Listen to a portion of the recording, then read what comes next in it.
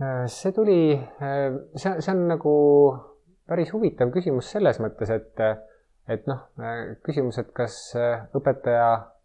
omadused on kaasa antud või on need õpitavad, et kindlasti on nad mõlemid pidi. Aga et minu puhul ma võin öelda küll, et mul see soov, mingisugune nagu kummaline soov asju seletada on olnud nagu väga noorest peale, et ma mäletan, et ma sõitsin rongiga hästi palju, kui ma spordikoolis käisin keskkooli ajal ja siis juhtus ka, et vahest mõni ilus tüdruk istus kõrvale ja tulid igasugused noorte inimeste mõtted peale. Et aga siis tavaliselt see kahjuks läks ikkagi nagu seda rada pidi, et ma hakkasin mingisugust oma maailmavaadet seletama ja ma läksin nii hoogu sellest, et pärast mul tundus, et sellise püha kõne peale ei ole nagu sobilik enam mingisuguseid muid ettepanekuid teha.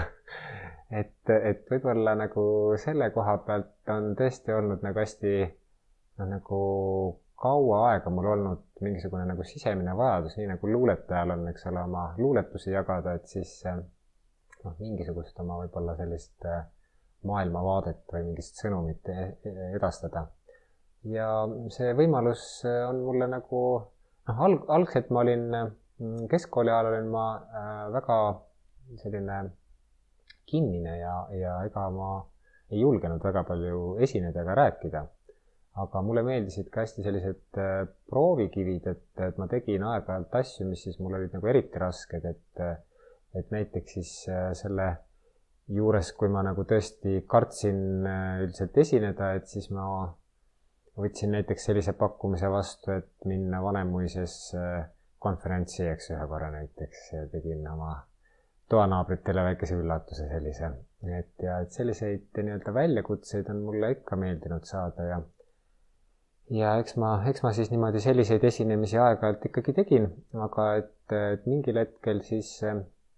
kui ma olin niimoodi tubli massöör olnud ja teinud igasuguseid asju, siis üks massaažikooli õpetaja tegi mulle ettepaneku, et kas ma tuleks appi nii-öelda seda massööride liitu looma ja massööride kutsestandardit tegema ja sel ajal olid päris keerulised ajad ja isegi seda massööride kutsestandardit ei tahetud kuidagi läbi lasta, et see tundus nagu sihuke pühaduse teotus, et mis mõttes, et massöörid tahavad mingisugust standardit saada omale ja las nad masseerivad niisama. Ja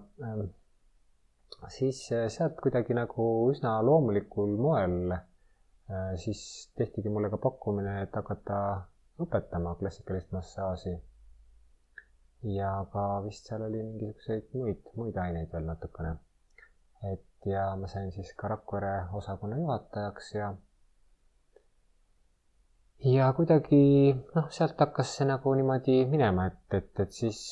sellel koolil läksid oma teed ja minul omad teed, et mulle tundus, et natukene võib-olla minu suund on natukene teistmoodi ja sealt siis